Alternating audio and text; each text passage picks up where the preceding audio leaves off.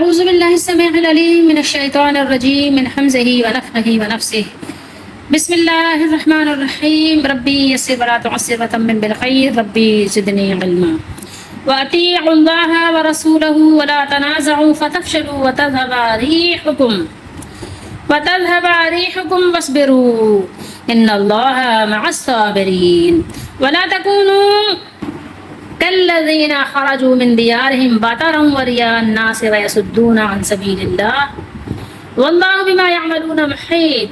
وإذ زين لهم الشيطان أعمالهم وقال لا غالب لكم اليوم من الناس وإني جار لكم فلما تراءت الفئتان نكص على عقبيه وقال إني بريء منكم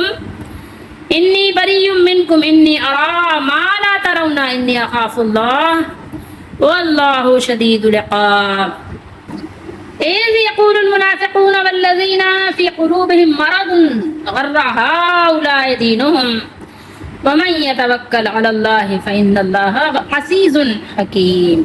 ولو ترى إذ يتوفى الذين كفروا الملائكة يضربون وجوههم وأدبارهم وذوقوا عذاب الحريق. یہ 5 آیات مبارکہ ہیں سورۃ الانفال کی 10واں سپارہ ہے، آیت نمبر 46 سے 50۔ اور اللہ اور اس کے رسول کا حکم مانو اور آپس میں جھگڑو نہیں، تنازع مت کرو، نہیں تو کیا ہوگا؟ پھر بزدلی کرو گے اور تمہاری بندھی ہوئی ہوا جاتی رہے گی۔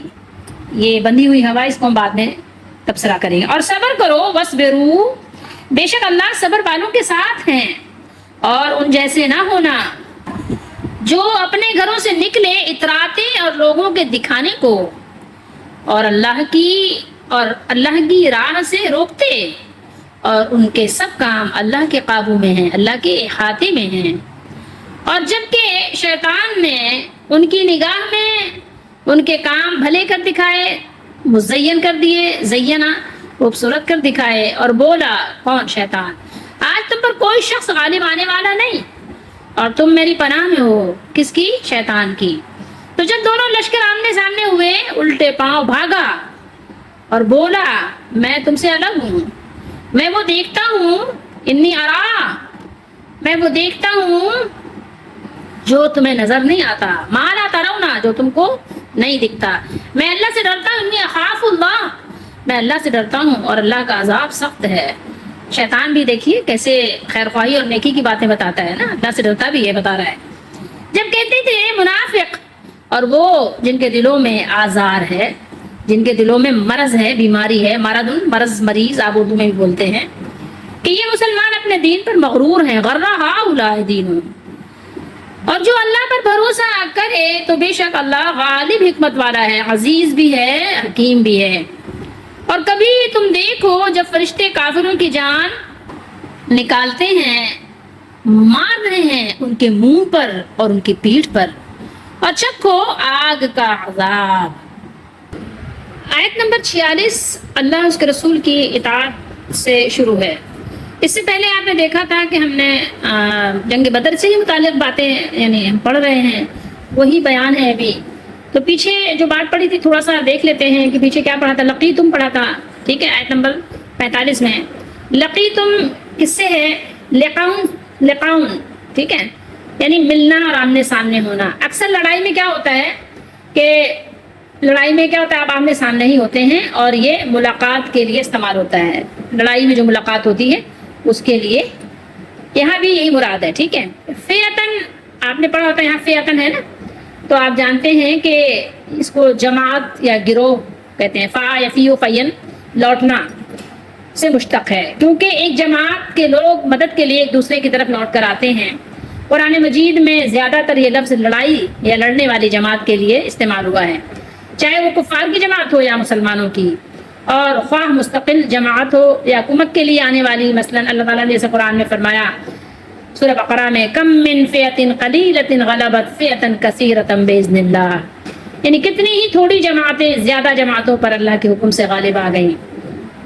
اور اسی طرح کے کچھ مضمون سورہ آل عمران، سورہ کہف میں بھی اللہ تعالیٰ نے بیان فرمائے ہیں اس آیت میں دشمن سے مقابلے کے وقت لڑائی کے آداب اور دلیری اور شجاعت حاصل کرنے کے طریقے سکھائے، اور ان میں سے پہلی چیز ثابت قدمی اور ڈرتے رہنا یا ڈٹے رہنا، ٹھیک ہے، مقابلے کے لیے ڈٹے رہنا اور اللہ سے ڈرتے رہنا، کیونکہ اس کے بغیر میدان جنگ میں ٹھہرنا ممکن ہی نہیں۔ ثابت قدمی سے مراد کیا تھا؟ انتہائی بے جگری سے لڑنا۔ تو پیچھے ہم نے سورہ انفال میں آیت نمبر 16 میں پڑھا تھا الا متحرفا لقتال او متحیزا الی فئۃ، تو اس کے خلاف نہیں یہ بات، یہ ٹھیک ہے جو ہم نے یہاں تلاوت کیا آیت نمبر 45 میں، کیونکہ جنگی جو آپ کو حکمت عملی کے طور پر ایک طرف ہونا یا پیچھے ہٹنا یہ فرار نہیں کہلاتا، بلکہ ثابت قدمی ہی کی ایک صورت ہے۔ دوسری چیز اللہ کو کثرت سے یاد کرنا ہے، کیونکہ فتح و نصرت کا انحصار ظاہری اسباب پر نہیں ہے، بلکہ دل کی استقامت اللہ کی یاد اور اس کے حکم کو بجا لانے پر ہے۔ یعنی پیچھے سے تھوڑی سی بات آپ سمجھیں گے تو آپ کو آگے کی بات بہت اچھے سے سمجھ آئے گی۔ اور ثابت قدمی اتنی ضروری یعنی چیز ہے یہ کہ اللہ تعالیٰ نے اس میں دعا بھی بیان فرمائی ہے اپنے ایمان والے بندوں کی۔ انہوں نے دعا کی تھی کہ جب داؤد علیہ السلام کا جو قافلہ تھا، ربنا افرغ علینا صبرا وثبت اقدامنا وانصرنا علی القوم الکافرین، جو طالوت کے لشکر میں داؤد علیہ السلام تھے اور جو قافلہ تھا اس میں یہ دعا تھی کہ اے ہمارے رب ہم پر صبر ڈھیل دے، کیونکہ اب یہ یہاں پر وقت تھا صبر کرنے کا۔ ویسے صبر کی دعا نہیں مانگنی چاہیے، کیونکہ صبر کی دعا مانگیں گے تو گویا مصیبت مانگ رہے ہیں، اس لیے حدیث شریف میں یہ منع ہے کہ آپ کہیں کہ اللہ تعالیٰ آپ مجھے صبر دیں۔ ہاں، جب کوئی مصیبت آ جائے تو پھر اس وقت بات اور ہے۔ تو ان لوگوں نے دعا کی تھی ربنا افرغ علینا، کہ اے ہمارے رب ہم پر صبر ڈھیل دے اور ہمارے قدم ثابت رکھ اور ان کافر لوگوں کے خلاف ہماری مدد فرما۔ اور یہی بات ہمیں سنت سے ملتی ہے۔ نبی کریم صلی اللہ علیہ وآلہ وسلم اور صحابہ کرام رضی اللہ تعالیٰ عنہم نے بدر اور دوسرے مقامات پر نہایت جز و ذارک سے اللہ کو یاد کیا اور اس سے مدد مانگی اور دعا کی۔ مسلمان تھوڑے ہوں تو اللہ کی مدد طلب کریں، اور زیادہ ہوں تو پھر بھی اللہ ہی سے مدد طلب کریں، کیونکہ اپنی طاقت اور کثرت کے بجائے صرف اللہ تعالیٰ ہی پر بھروسہ رکھیں اور اس کی یاد سے غافل نہ ہوں۔ تو یہاں اب یہ تیسری ہدایت ہے جو آج ہم نے تلاوت کی ہے، کہ یہاں کیا فرمایا اللہ تعالیٰ نے؟ تیسری ہدایت یہ ہے کہ اللہ اس کے رسول کی فرما برداری کرنا ہے، جو ہر حال میں لازم ہے، مگر میدان جنگ میں اس کی اہمیت کئی گنا بڑھ جاتی ہے، بہت زیادہ ہو جاتی ہے، کیونکہ وہاں تھوڑی سی نافرمانی بھی بعض اوقات ناقابل تلافی نقصان کا باعث بن جاتی ہے، جیسا کہ جنگ احد میں ہوا، آپ جانتے ہیں، قرآن میں آپ نے پڑھا ہوگا۔ اس میں امیر کی اطاعت، جو آپ کا امیر ہے لیڈرشپ، تو امیر کی اطاعت بھی بہت ضروری ہے، کیونکہ وہ قرآن سنت کے مطابق ہے، ٹھیک ہے۔ اور ہاں، اگر امیر آپ کا لیڈر جو ہے قرآن سنت کے خلاف حکم دے تو اس کی بات بہرحال نہیں مانی جائے گی، ٹھیک ہے۔ تو امیر کی اطاعت وہ بھی اللہ اس کے رسول کا حکم ہے، ٹھیک ہے۔ اور چوتھی ہدایت یہ کہ آپس میں جھگڑا اور اختلاف نہ کرو۔ چوتھی بات یہاں پر ہمیں بتائی گئی کہ آپس میں جھگڑا بھی نہیں کرنا، اختلاف بھی نہیں کرنا، اس سے کیا ہوگا؟ معاملہ بگڑ جائے گا۔ صلاح اور مشورے کے ساتھ کام کرنا ہے، ایک دوسرے کی رائے کو اہمیت دینا ہے، اور اگر بات آپ کے مناسب نہیں ہے تو اس کو یعنی تسلی کے ساتھ، تشفق کے ساتھ آرام سے اس کو سمجھانا ہے، اس کو مطمئن کرنا ہے۔ ایسا نہیں ہے کہ بس اس کی بات کو آپ نے ڈینائی کر دیا اور اس کو آپ نے جو ہے ڈسکریج کر کے آپ نے جو ہے بالکل یعنی ردی کی ٹوکری میں ڈال دیا اور اس کو آپ نے جو ہے ذلیل کر دیا۔ ایسا بالکل بھی نہیں ہونا چاہیے۔ لیکن اگر ایسا کیا، آپس میں لڑنا جھگڑنا اختلاف کرنا شروع کر دیا، تو آپ کی جو فتح ہے نا، فتح بھی شکست میں بدل جائے گی، ٹھیک ہے، جس سے تمہارے دلوں میں بزدلی پیدا ہو جائے گی اور تم ہمت ہار بیٹھو گے، اور تمہاری جو ایک ساکھ ہے وہ اکھڑ جائے گی، تمہارا اتحاد پارا پارا ہو جائے گا، ٹکڑے ٹکڑے ہو جائے گا، ٹکڑیوں میں بڑھ جائے گا، اور تم تفرقوں کے درمیان بڑھ جاؤ گے اور تفرقے کے شکار ہو جاؤ گے۔ اور جب تمہارے فرقے بن جائیں گے تو دشمنوں سے تمہارا روب جاتا رہے گا، دشمن کے لیے تمہیں توڑنا، تم کو مارنا، تم کو ذلیل کرنا آسان ہو جائے گا، اور وہ تم پر غلبہ پانے کے لیے اپنے اندر جرأت محسوس کرنے لگیں گے، جیسا کہ آج آپ دیکھ سکتے ہیں۔ اور یہاں پر پانچویں ہدایت یہ ہے کہ صبر کرو، ٹھیک ہے، پانچویں ہدایت دی گئی ہے کہ صبر کرو، صبر کو اہمیت دو۔ صبر کیوں کریں؟ اس لیے کہ صبر کا وقت آ گیا ہے، آپ مشکل میں ہیں تو جب آپ کو صبر کرنا ہی ہے، آپ میدان جنگ میں ہیں تو آپ کو صبر کرنا ہی ہے، کیونکہ صبر کیا ہے؟ صبر جو ہے اللہ تعالیٰ صبر کرنے والوں کے ساتھ ہیں، اللہ تعالیٰ کی مدد آئے گی صبر کرنے والوں کے لیے، ٹھیک ہے۔ اللہ نے فرمایا مع الصابرین، اللہ تعالیٰ صابروں کے ساتھ ہیں۔ اگر صبر کا دامن ہاتھ سے چھوٹا تو اللہ تعالیٰ کی نصرت و معیت، اس کی دستگیری، یعنی جو اس کی خاص مدد ہے، جو اس کی خصوصی عنایات ہیں جو تمہیں حاصل ہیں صبر کی صورت میں، تو بے صبری کی وجہ سے وہ نہیں حاصل ہوگی، یاد رکھیے، ٹھیک ہے؟ صبر کی وجہ سے جو مدد حاصل ہوگی، بے صبری کی وجہ سے وہ مدد چلی جائے گی، دور ہو جائے گی، آپ بے یار و مددگار ہو جاؤ گے۔ اللہ کے رسول انبیاء علیہ الصلوۃ والسلام کے صبر کا تو کوئی ظاہر اندازہ نہیں لگا سکتا، لیکن ان کے جو ساتھی ہوتے ہیں جیسے کہ رسول اللہ صلی اللہ تعالیٰ علیہ وآلہ وسلم کے صحابہ ہیں، تو صحابہ کرام رضی اللہ تعالیٰ عنہم میں بھی وہ صبر، وہ شجاعت، وہ استقامت کہ انسان بیان نہیں کر سکتا۔ اللہ اس کے رسول کی ایسی فرما برداری انہوں نے کی تھی جو نہ اس سے پہلے کسی کو حاصل ہوئی اور نہ بعد میں کسی کو حاصل ہو سکتی ہے۔ انہوں نے رسول اللہ صلی اللہ علیہ وآلہ وسلم کی صحبت کی برکت اور آپ صلی اللہ علیہ وسلم کی اطاعت سے شرق و غرب، مغرب و مشرق کے ممالک کے ساتھ ساتھ دلوں کو بھی فتح کیا، دلوں پر بھی ان کی حکومت ہوئی، اور روم اور فارس کے مقابلے میں نہایت تھوڑی تعداد میں تھے وہ لوگ، زیادہ نہیں تھے، تھوڑی تعداد میں ہونے کے باوجود سب پر غالب آئے، یہاں تک کہ اللہ کے دین کا بول بالا سب پر بالا ہو گیا، اور اللہ کا دین سب دینوں پر غالب آ گیا، سارے ادیان مغلوب ہو گئے، اور صرف 30 سال سے کم بھی، 30 سال بھی نہیں، 30 سال سے بھی کم عرصے میں اسلامی ممالک مشرق سے مغرب تک پھیل گئے۔ اللہ تعالیٰ ان سے راضی ہوا اور انہیں راضی اللہ تعالیٰ نے کیا، وہ بھی اللہ سے راضی ہوئے، اور اللہ تعالیٰ ان کو اور راضی کرے، اور اللہ تعالیٰ ہمارا حشر بھی ان کے ساتھ کرے۔ وہ بے حد کرم اور عطا والا ہے، اللہ تعالیٰ کا کرم اور اس کی عطا بہت زیادہ ہے۔ اللہ تعالیٰ ہم سب کو بھی صحابہ کرام کے نقش قدم پر چلنے کی توفیق دے۔ تو دشمن کی بہرحال ہمیشہ کوشش یہی ہوتی ہے کہ آپس میں آپ کو لڑا دے، آپس میں آپ کی ٹوٹ پھوٹ کر دے، تاکہ اس کو آپ پر دسترس آسانی سے حاصل ہو جائے، اس کو کم کام کرنا پڑے۔ اگر وہ آپ کو آپس میں لڑا دیتا ہے تو اس کا کام بہت آسان ہو جاتا ہے۔ اس لیے اس بات کا ہمیشہ خیال رکھا کریں کہ آپس میں توڑ پھوڑ نہ کریں، آپس میں لڑائی جھگڑا مت کریں۔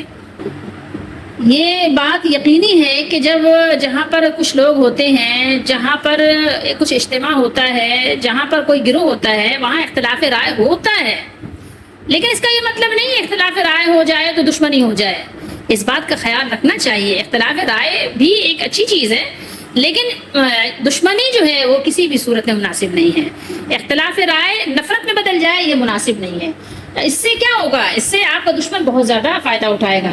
قرآن حکیم نے بار بار اس بات کو واضح طور پر بیان کیا ہے کہ اگر تم چاہتے ہو کہ تمہارا روب دشمن کے دل پر چھایا رہے اور تمہارے اندر یعنی کہنا چاہیے کہ ایک عزت برقرار رہے، کہ تمہارے جو اپنے اندر، آپ ایک مثال سے سمجھ لیں کہ کوئی بھی گھر ہو جہاں پہ 4 بھائی 6 بھائی 2 بھائی رہتے ہوں، مل کر پہ میل محبت سے پیار سے رہتے ہوں، تو آپ کو پتا ہے نا کہ سارے باہر کے لوگ عزت کی نظر سے دیکھتے ہیں کہ یار یہ 2 بھائی بڑے پیار سے رہتے ہیں، ایک دوسرے سے لڑتے نہیں ہیں، ان میں آپس میں بہت ایکا ہے۔ اس طرح سے آپ مثالیں دیتے ہیں اور آپ ان کو کاپی کرنے کی، اچھے لوگ ان کو کاپی کرنے کی کوشش کرتے ہیں، لیکن جہاں 2 بھائی رہتے ہوں اور لڑتے ہوں، ان سے کون متاثر ہوتا ہے؟ کوئی بھی متاثر نہیں ہوتا۔ سب ایک مطلب کہنا چاہیے کہ انسلٹ کی نگاہ سے دیکھ رہے ہوتے ہیں، سب ان کی کون مثال دیتا ہے؟ جب بھی بات ہوتی ہے کوئی گندی بات تو کہتے ہیں ارے فلاں کی طرح مت کرو، وہ 2 بھائی دونوں لڑتے ہی رہتے ہیں، فلاں گھر میں تو بس ہر وقت لڑنے کی آواز آتی رہتی ہے۔ اسی طرح آپ مثال لے لیں مسلمانوں کے گروہ کی، ٹھیک ہے، لیکن دشمنوں نے جب بھی فائدہ اٹھایا اسی سے فائدہ اٹھایا کہ انہوں نے دیکھا کہ ان کو اتحاد کے ساتھ ہم ان کو نہیں وہ زیر کر سکتے، تو انہوں نے کیا کہ انتشار پیدا کیا، آپس میں تنازع پیدا کیا۔ تو اس چیز کا بہت زیادہ یعنی خیال کرنا چاہیے کہ آپ کا بھرم، جس کو یہاں ہوا کا ترجمہ ہے اور ہوا ہی سے لوگ اس کو یعنی تعبیر کرتے ہیں، لیکن آپ اس کو کہیں بھرم، آپ کی قدر، آپ کی عزت، قدر و منزلت اسی سے ہے کہ آپ اتحاد کے ساتھ رہیں۔ اس میں تھوڑا سا آپ کو صبر کرنا پڑتا ہے، تھوڑا سا درگزر کرنا پڑتا ہے، تھوڑا سا برداشت کرنا پڑتا ہے ایک دوسرے کو، ٹھیک ہے، بہت ساری چیزوں کو اگنور کرنا پڑتا ہے کہ یار چلو جانے دو چھوڑو، جانے دو، پردہ ڈالنا پڑتا ہے، بہت ساری چیزوں پہ آپ کو پردہ ڈالنا پڑتا ہے اپنے بھرم کو قائم رکھنے کے لیے، بہت ساری چیزوں کو آپ کو ہضم کرنا پڑتا ہے اپنے بھرم کو قائم کرنے کے لیے۔ لیکن کیا ہے؟ عزت آپ کی اسی میں ہوتی ہے کہ اگر آپ اپنی عزت چاہتے ہیں تو اپنے بھرم کو قائم رکھنے کے لیے اپنے ایک دوسرے بھائی ایک دوسرے بہن کا پردہ رکھیں۔ تو قرآن نے اس بات کو بہت زیادہ یعنی اجاگر کیا ہے کہ اگر تم چاہتے ہو کہ تمہارا اتحاد اتفاق برقرار رہے اور اس میں یعنی اس کی بنیادوں میں تزلزل نہ پیدا ہو، یہ متزلزل نہ ہو، تو تم کیا کرو تم رسول اللہ صلی اللہ علیہ وسلم کا دامن مضبوطی سے پکڑ لو، اللہ تعالیٰ کی بات مانو، اور ظاہر ہے اللہ کی بات ماننے کے لیے تمہیں رسول اللہ صلی اللہ علیہ وسلم کی سنت کی طرف رہنمائی حاصل کرنے کے لیے رجوع کرنا پڑے گا. صحیح ہے. تو یہی ایک آپ کے پاس سپر ہے، ڈھال ہے، یہی ایک آپ کی شیلڈ ہے کہ جس پر جتنے بھی تیر آ جائیں، تلوار آ جائیں، ان کی بوچھاڑ آپ برداشت کر سکتے ہو، سہ سکتے ہو، سہار سکتے ہو. لیکن آج ہماری صفوں میں اتنا زیادہ انتشار ہے، افتراق ہے، اتنا زیادہ تفرقہ ہے کہ اگر آپ دیکھیں تو ہمارے جو اسلامی کیمپ ہیں اس میں یہ کہنا چاہیے تفرقے بازی کی وبا اتنا زیادہ پھوٹ پڑی ہے کہ یہ قیامت ڈھا رہی ہے.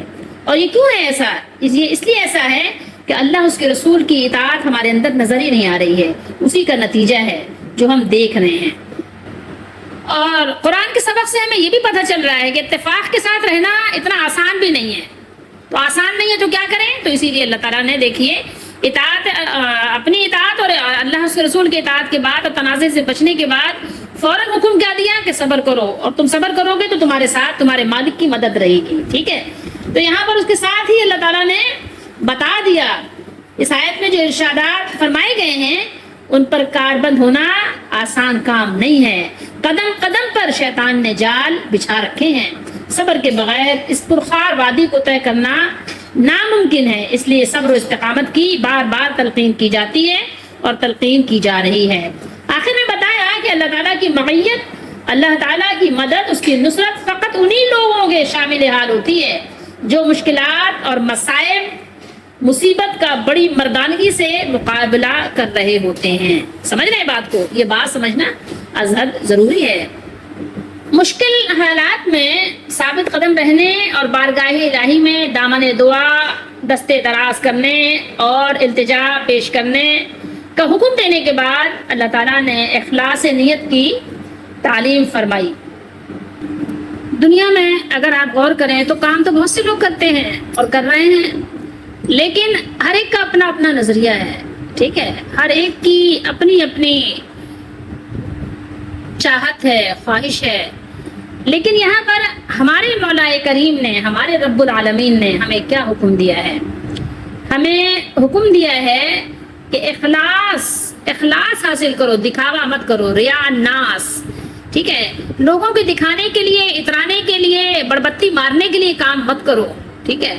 تمہارے اس کام کی کوئی قدر نہیں ہے جو تم بڑبتی مارنے کے لیے کرتے ہو. یاد رکھو کہ اخلاص نیت کی یہاں تعلیم دی جا رہی ہے، اخلاص نیت کی تعلیم فرمائی جا رہی ہے، کیونکہ اخلاص تمام اسلامی اعمال کی روح رواں حسن نیت ہے. کفار کا لشکر جب مکے سے بدر کی طرف روانہ ہوا تو ان کے ساتھ ایسی دو شیزائیں بھی تھیں جو گانے بجانے اور ناچنے میں اپنا جواب نہیں رکھتی تھیں. آج ہمارے یہاں بھی آپ دیکھ سکتے ہیں.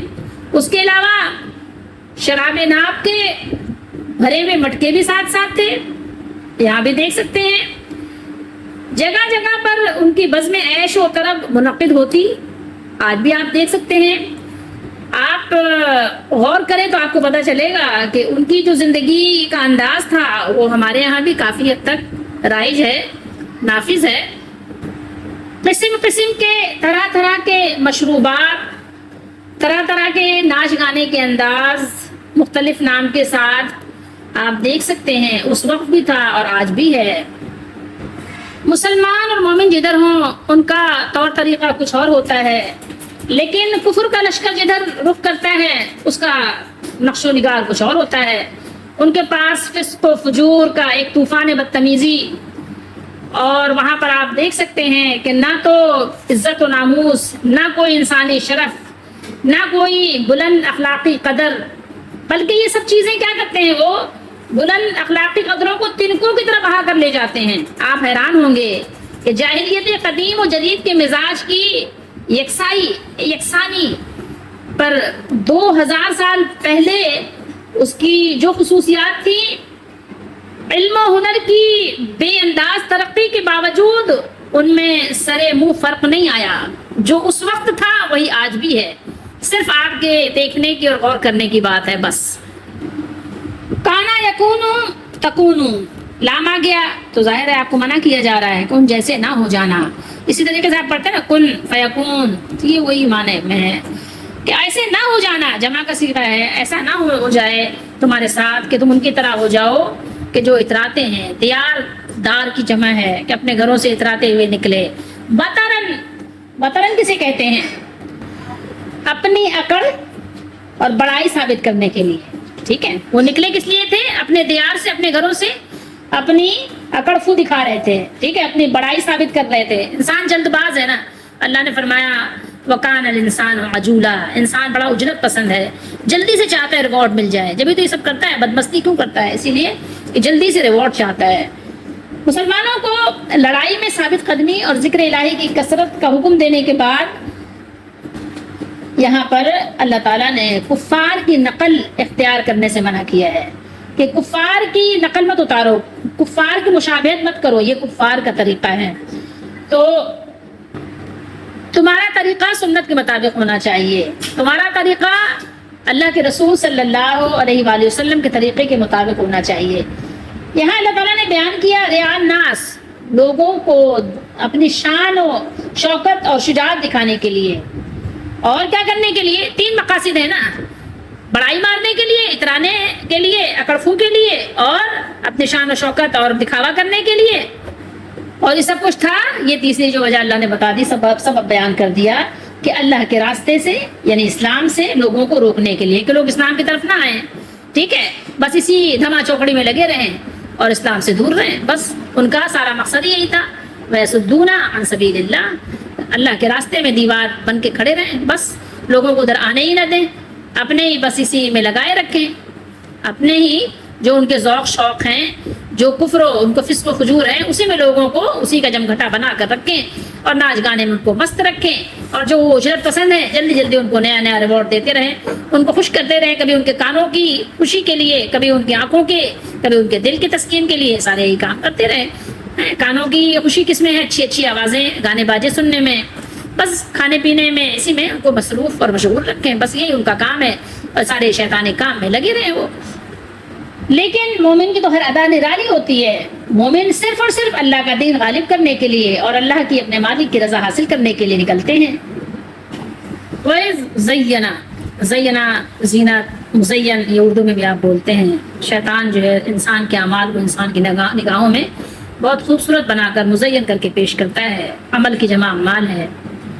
اور یہاں جو جارن کا لفظ ہے نا، جار، یہ کیا ہے؟ پڑوسی کو بھی کہتے ہیں. ٹھیک ہے، لیکن یہاں بمعنی مجیر یا معین، جیسے آپ ناصر کہتے ہیں نا، حمایتی، مددگار، تو مددگار کے معنی ہی میں ہے یہاں پہ.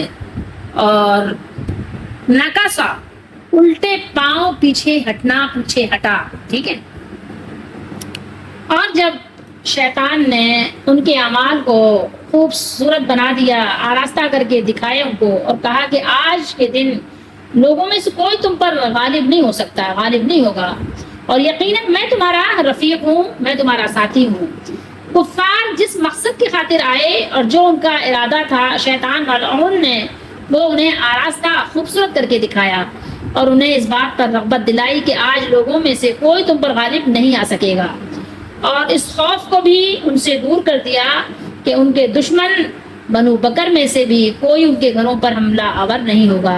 ایک قبیلہ تھا، میں آپ کو بھی تفصیل بتانا نہیں چاہتی کیونکہ بات ویسے ہی ہماری طویل ہو رہی ہے. اور کہا کہ میں تمہارا رفیق ہوں. شیطان کافروں کے سامنے، ایک روایت میں ہے کہ سراقہ بن مالک کی صورت میں آیا تھا. ٹھیک ہے، اور شیطان انسانوں کی صورت میں آتا ہے. بخاری شریف کے حدیث شریف میں بھی ہم نے پڑھا ہے کہ حضرت ابو ہریرہ رضی اللہ تعالیٰ عنہ کو 3 راتوں تک وہ ایک بوڑھے کی شکل میں شیطان نظر آتا رہا. ٹھیک ہے، تو یہ کوئی ایسی بات بھی نہیں ہے، اور وسوسے کے ذریعے تو ظاہر شیطان ہر ایک کے پاس ہی آتا رہتا ہے، اور شیطان انسانی شکل میں بھی آتا ہے. ایسا کچھ مسئلے والی بات نہیں ہے، نہ ہی کوئی اس میں تعارض و تضاد کی بات ہے.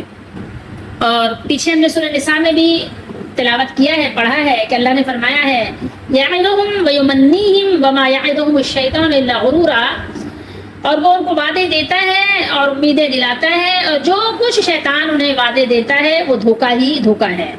ٹھیک ہے، ابن جریج کہتے ہیں کہ حضرت ابن عباس رضی اللہ تعالیٰ عنہما نے اس آیت کے بارے میں فرمایا ہے کہ جب بدر کا دن تھا تو ابلیس اپنے پرچم اور لشکروں کے ساتھ مشرکوں کے ساتھ چلا، اور مشرکوں کے دلوں میں اس نے یہ بات ڈال دی کہ آج تم پر کوئی غالب نہیں آ سکے گا اور میں تمہارا ساتھی ہوں۔ لیکن جب مشرک اور کافر صف آرا ہوئے اور شیطان نے فرشتوں کی امداد کو دیکھا کہ اللہ تعالیٰ کی طرف سے فرشتے آ گئے ہیں، تو وہ الٹے پاؤں بھاگ گیا اور کہنے لگا کہ بلا شبہ میں تم سے بری و ذمہ ہوں، اور میں وہ فرشتے دیکھ رہا ہوں جو تم نہیں دیکھ رہے ہو، جو میں دیکھ رہا ہوں وہ تم نہیں دیکھ رہے ہو۔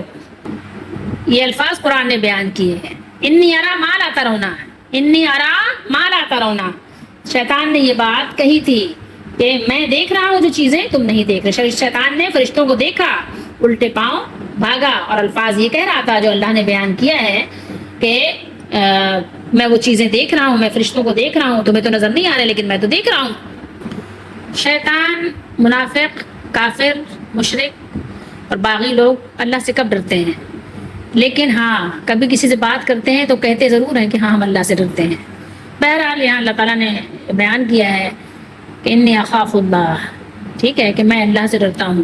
اب اس کی جو بھی یعنی صورت ہو، جو بھی مقصد ہو، اللہ تعالیٰ بہتر جانتے ہیں، لیکن بات یہاں بیان ہوئی ہے کہ میں اللہ سے ڈرتا ہوں۔ اور ہم اپنے سامنے بھی دیکھتے ہیں کہ بہت سے لوگ اللہ سے ڈرتے نہیں ہیں لیکن وہ کہتے ہیں کہ میں اللہ سے ڈرتا ہوں۔ لیکن مجھے اور آپ کو دعا کرنی چاہیے کہ اللہ تعالیٰ ہمیں اپنا خوف دے، اپنا ڈر دے، اپنا تقویٰ دے، ٹھیک ہے، کیونکہ اللہ تعالیٰ کا جو عذاب ہے وہ بہت شدید ہے، واللہ شدید العقاب، اور اللہ کا عذاب سخت ہے، ٹھیک ہے۔ اللہ تعالیٰ کی عقوبت خانے میں کوئی بھی اس کا عذاب برداشت نہیں کر سکتا۔ اب یہاں بات آ گئی صاف واضح، اذ یقول المنافقون، ٹھیک ہے، یہ منافقوں کی بات ہو رہی ہے، اور یہ منافق ہمیشہ ہوتے ہیں، ہر جگہ ہوتے ہیں، ہر صف میں ہوتے ہیں، ہر مجلس میں ہوتے ہیں، ہر بیٹھک میں ہوتے ہیں، ہر جماعت میں ہوتے ہیں۔ یہ منافق ہر جگہ آپ کو بڑی کثیر تعداد میں ملتے ہیں، اور یہ ایسی ہستیاں ہیں کہ جنہوں نے نبیوں کا ساتھ بھی نہیں چھوڑا، کہ نبیوں کے گروہ میں بھی گھس کے وہاں بھی انہوں نے اپنی حرکتوں سے یعنی باز نہیں آئے، اپنی حرکتوں کا مظاہرہ کرتے ہی رہے، جگہ جگہ اللہ تعالیٰ نے ان کا ذکر فرمایا ہے۔ تو یہ منافقوں کی بات ہے۔ اس وقت تو منافق اور کافر جن کے دلوں میں مرض تھا، جو مریض تھے، دنیا کی محبت، مال کی محبت، دنیا کی حرص و حوث کے جو مریض تھے، ان مریضوں کا اللہ تعالیٰ نے یہاں بیان کیا ہے۔ کہتے تھے کہ مسلمانوں کو ان کے دین نے دھوکے میں ڈال رکھا ہے، غرور، یہ آپ خود بھی کہتے ہیں نا، کوئی غرور ہے، بڑا مغرور ہے، یہ دھوکے میں ہے کیا؟ اس کے پاس کچھ بھی نہیں ہے، اس کی صحت بھی اس کے قبضے میں نہیں ہے، لیکن پھر بھی اس کو دھوکا ہے کہ میں اتنا صحت مند ہوں، اس کی خوبصورتی بھی اس کے اختیار میں نہیں ہے لیکن پھر بھی بہت ناز کرتا ہے، میں بہت خوبصورت ہوں، اس کی دولت بھی اس کے اپنے اختیار کے نہیں ہے۔ ایک بڑے بڑے دولت مند لوگ غریب ہو جاتے ہیں لیکن پھر بھی وہ اتراتا ہے، تکبر کرتا ہے۔ تو بہرحال بہت طرح سے لوگوں کو تکبر ہو جاتا ہے۔ تو یہاں اللہ نے فرمایا دھوکا، تو جو خود کرتا ہے وہ دوسروں پہ تھوپ بھی دیتا ہے، جھوٹا دوسروں کو بھی جھوٹا سمجھتا ہے، سچا دوسروں کو بھی سچا سمجھ لیتا ہے، دھوکا کھا جاتا ہے۔ تو ان کے دلوں میں مرض تھا، بیماری تھی، تو انہوں نے کیا کیا؟ انہوں نے یہی بات مسلمانوں پہ تھوپ دی کہ مسلمانوں کے دین نے مسلمانوں کو دھوکے میں ڈال دیا ہے، آخرت کی کل کی امید پر انہوں نے آج کو سب کچھ ترک کر دیا ہے، دنیا کا ناچ رنگ کی جب تمام یہ جو سما کی محفلیں ہیں سب چھوڑ دی ہیں، نہ موسیقی بجاتے ہیں اور نہ ہی ٹھاٹ باٹ سے رہتے ہیں بلکہ فقیرانہ زندگی گزار رہے ہیں۔ حضرت علی بن ابو طلحہ نے اس آیت کے بارے میں حضرت ابن عباس رضی اللہ تعالیٰ عنہ سے روایت کیا ہے کہ جب لوگ ایک دوسرے کے بالمقابل سفارہ ہوئے تو اللہ تعالیٰ نے مسلمانوں کو مشرکوں کی آنکھوں میں تھوڑی تعداد میں دکھایا اور مشرکوں کو مسلمانوں کی آنکھوں میں کم کر کے دکھایا، تو مشرکوں نے کہا کہ ان لوگوں کو ان کے دین نے دھوکے میں ڈال دیا ہے۔ انہوں نے یہ اس لیے کہا کہ انہیں معلوم ہو رہا تھا کہ مسلمان بہت تھوڑی تعداد میں ہیں اور وہ یہ گمان کر رہے تھے کہ وہ مسلمانوں کو یقیناً شکست دے دیں گے، ٹھیک ہے، ان کو یہ تھا کہ بس تھوڑے سے تو لوگ ابھی مسل کے رکھ دیں گے، اور یہ تھوڑے اس لیے دکھائے تھے، میں نے آپ کو پہلے اس کی پوری وضاحت اس سے پہلے بتا دی ہے، اور یہ جنگ بدر کا کافی واقعہ پیچھے سے سورہ انفال میں پڑھتے آ رہے ہیں اور اس سے پہلے بھی پڑھ چکے ہیں دیگر صورتوں میں۔ وَمَن يَتَوَكَّلْ عَلَى اللَّهِ وَمَن يَتَوَكَّلْ عَلَى اللَّهِ فَإِنَّ اللَّهَ عَزِيزٌ حَكِيمٌ، اور جو شخص بھی اللہ پر بھروسہ کرتا ہے تو یقیناً اللہ غالب حکمت والا ہے۔ اللہ تعالیٰ کے یہاں پر دو صفتیں بیان ہوئی ہیں، دو صفاتی نام بیان ہوئے ہیں، ایک عزیز اور ایک حکیم۔ عزیز کے دو معنی تو ہم بھی بہت اچھی طریقے سے جانتے ہیں کہ بہت زیادہ استعمال کرتے ہیں، کثیر الاستعمال ہے۔ ایک عزیز عزت سے ہے اور ایک غلبے سے ہے، ٹھیک ہے؟ تو اللہ تعالیٰ غالب بھی ہیں اور اللہ تعالیٰ عزت والے بھی ہیں، نہ ہی اللہ تعالیٰ پر کوئی غالب آ سکتا ہے اور نہ ہی عزت و تقریب میں بزرگی میں اللہ تعالیٰ سے کوئی بڑھ سکتا ہے۔ اللہ تعالیٰ کا غلبہ ہونے کے باوجود بھی اللہ تعالیٰ کسی پر ظلم نہیں کرتے۔ دنیا میں انسان کوئی بھی بادشاہ اگر غالب ہو جائے تو کیا کرتا ہے؟ بڑی خرابی پیدا کر دیتا ہے، بڑا فساد برپا کر دیتا ہے، لیکن اللہ تعالیٰ کی شان بہت بلند و بالا ہے، اللہ تعالیٰ ایسا نہیں کرتے۔ غالب ہونے کے باوجود بھی اللہ تعالیٰ کسی کو مہلت دیتے ہیں تو وہ حکیم بھی ہیں، ٹھیک ہے؟ غالب بھی ہیں، تو اگر اللہ تعالیٰ کسی کو پکڑ نہیں رہے ہیں تو اس کا مطلب یہ نہیں ہے کہ کوئی یہ سمجھے کہ ہاں نعوذ باللہ تعالیٰ اللہ تعالیٰ کو کوئی ضعف ہے، کوئی کمزوری ہے، کوئی مجبوری ہے، نہیں، بلکہ کوئی حکمت ہے، حکیم ہے اللہ تعالیٰ، اس لیے کسی کو مہلت دی ہے، کسی کو وقت دیا ہے، کسی کو دولت دی ہے، کسی کو فراوانی دی ہے، کسی کو فرصت دی ہے، تو اس کی حکمت ہے اور اس کے ہر کام میں حکمت پوشیدہ ہوتی ہے، لیکن وہ غالب ہیں اور عزیز ہیں، عزت والے ہیں، بزرگی والے ہیں۔ دنیا میں آپ نے دیکھا ہوگا جتنے ادارے ہیں، جتنے بادشاہ ہیں، جتنے عہدے والے ہیں، اگر ان کو کوئی طاقت مل جائے تو وہ ظلم ضرور ڈھاتے ہیں، ٹھیک ہے؟ اگر اللہ سے ڈر نہ ہو تو وہ ظالم ہی ہوتے ہیں، اکثر ظالم ہی ہوتے ہیں، اور اپنے عہدے کا، اپنی طاقت کا غیر ضروری ناجائز فائدہ اٹھاتے ہیں، لوگوں کو ملیا میٹ کر کے رکھ دیتے ہیں، لوگوں کو ایسی ایسی اذیتیں دیتے ہیں کہ انسان تصور نہیں کر سکتا، سوچ نہیں سکتا، لیکن اللہ کی شان کیسی ہے۔ تو مومن اسی پر بھروسہ کرتے ہیں جہاں پہ ظلم کا، طاقت ہونے کے باوجود ظلم کا نام و نشان بھی نہیں ہوتا، ہاں لوگوں کے عمل کا ان کو بدلہ دیا جاتا ہے جو وہ کرتے ہیں۔ تو یہاں پر اللہ تعالیٰ نے بیان کیا کہ جو شخص بھی اللہ پر بھروسہ کرتا ہے تو یقیناً اللہ تعالیٰ غالب ہے، جو اس کا سہارا ڈھونڈ لے وہ ذلیل نہیں ہو سکتا، کیونکہ وہ غالب اللہ تعالیٰ ہے۔ عالی جناب اور عظیم الشان سلطنت کا مالک اللہ تعالیٰ ہے، اور وہ حکیم بھی ہے، حکمت والا ہے، اپنے تمام افعال میں حکیم ہے، تمام افعال کو ان کے مقام پر اللہ تعالیٰ رکھتے ہیں، لہٰذا جو مستحق ہے اس بات کا کہ اس کی مدد کی جائے، اس کی نصرت ہو، تو اس کو اللہ تعالیٰ مدد دیتے ہیں، فتح و نصرت سے نوازتے ہیں، اور جو ذلت و رسوائی کا مستحق ہو تو اسے اللہ تعالیٰ ذلت و رسوائی بھی دے دیتے ہیں، وہ ذلیل بھی ہو جاتے ہیں، وہ ذلیل بھی کر دیتے ہیں۔ تو اس بات کا خیال رکھا کریں، جب آپ کے پاس طاقت ہو تو طاقت کے نشے میں کبھی بھی بدمست مت ہوا کریں۔ طاقت کا نشہ بہت برا ہوتا ہے، لیکن طاقت کا نشہ بہت جلدی اتر بھی جاتا ہے، یہ طاقت کا نشہ زیادہ عرصہ چلتا نہیں ہے، تو اس لیے طاقت کے نشے میں کبھی بھی کسی پر ظلم نہیں ڈھائیے گا، ورنہ کبھی آپ پر بھی کوئی طاقت والا مسلط ہو سکتا ہے، اور پھر وہ کہتے ہیں نا کہ شیر کا سوا شیر، ٹھیک ہے، پھر اس سے پڑھ کر مل جاتا ہے، تو کبھی کبھی دنیا ہی میں اللہ تعالیٰ آپ کا بدلہ چکا دیتے ہیں۔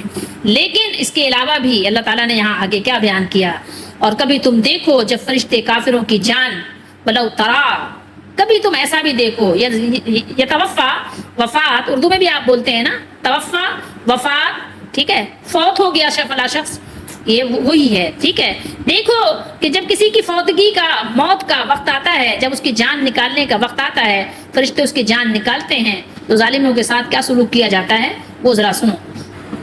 اللہ نے فرمایا کہ اے نبی صلی اللہ علیہ وسلم، اگر آپ اس حالت کو دیکھ لیں جب فرشتے کفار کی روحیں قبض کر رہے ہوتے ہیں، تو آپ ایک خطرناک، ہولناک اور دہشتناک منظر دیکھیں گے۔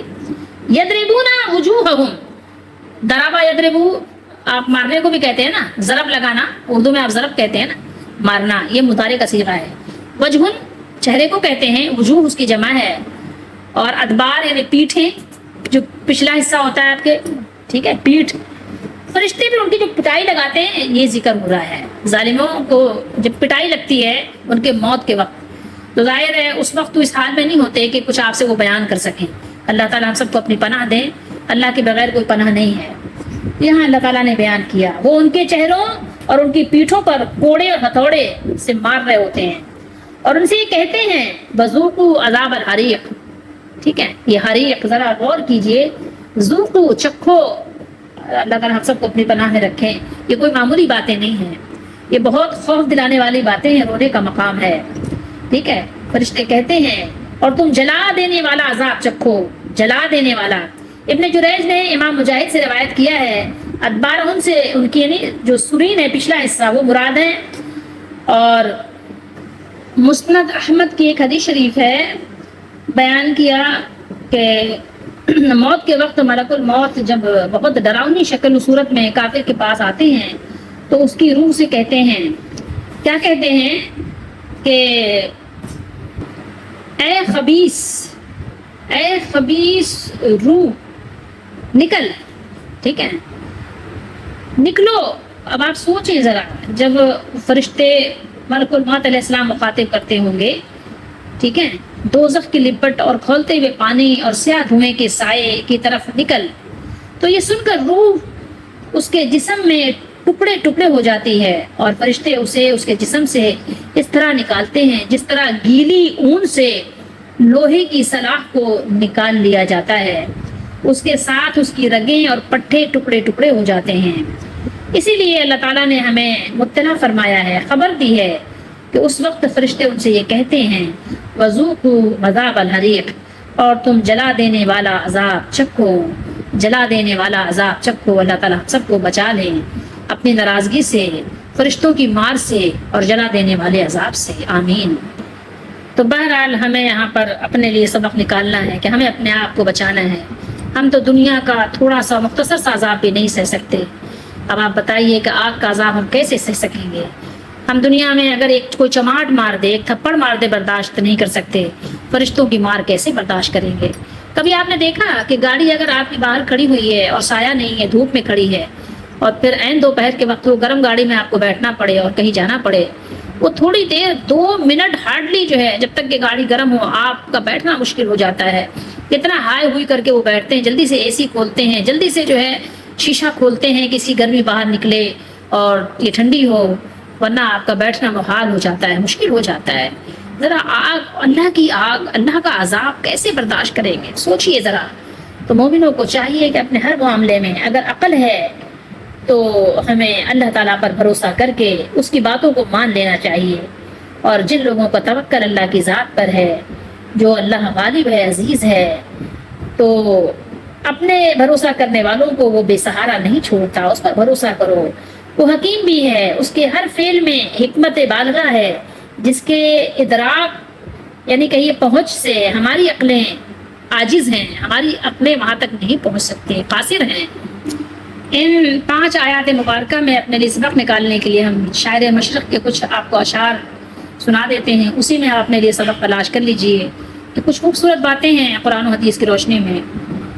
ہمیں حکم دیا گیا تھا کہ ہم اللہ اس کے رسول کی اطاعت کریں، لیکن کون ہے تارک آئین رسول مختار؟ مصلحت وقت کی ہے کس کے عمل کا معیار؟ کس کی آنکھوں میں سمایا ہے شیار اغیار کے طریقے پہ چل رہے ہیں، ہو گئی کس کی نگاہ طرز سلف سے بیزار؟ کون اللہ اس کے رسول کے چاہنے والوں کے طریقے کو چھوڑ کر بیزاری دکھا رہا ہے؟ قلب میں سوز نہیں، روح میں احساس نہیں، کچھ بھی پیغام محمد کا تمہیں پاس نہیں، کچھ بھی پیغام محمد کا تمہیں پاس نہیں۔ جن کو آتا نہیں دنیا میں کوئی فن، تم ہو جو مسلمان کہتے ہو نہیں، جس قوم کو پروائے نشیمن کہ ہمارا گھر جل رہا ہے، وہ کون ہے؟ تم ہو۔ بجلیاں جس میں ہو آسودہ، وہ خرمن تم ہو۔ بیچ کھاتے ہیں جو اسلاف کے مدفن، تم ہو۔ آج قبروں کی تجارت ہو رہی ہے، قبروں پہ مجاور بنے بیٹھے ہیں، وہاں سے کمائی ہو رہی ہے۔ ہو نیکو نام جو قبروں کی تجارت کر کے، کیا نہ بیچو گے جو مل جائیں صنم پتھر کے؟ ہر کوئی مست ہے، کسی کو پرواہ نہیں ہے قرآن اور سنت کی، ہر کوئی مست ہے، ذوق تن آسانی ہے، تم مسلمان ہو یہ انداز مسلمانی ہے۔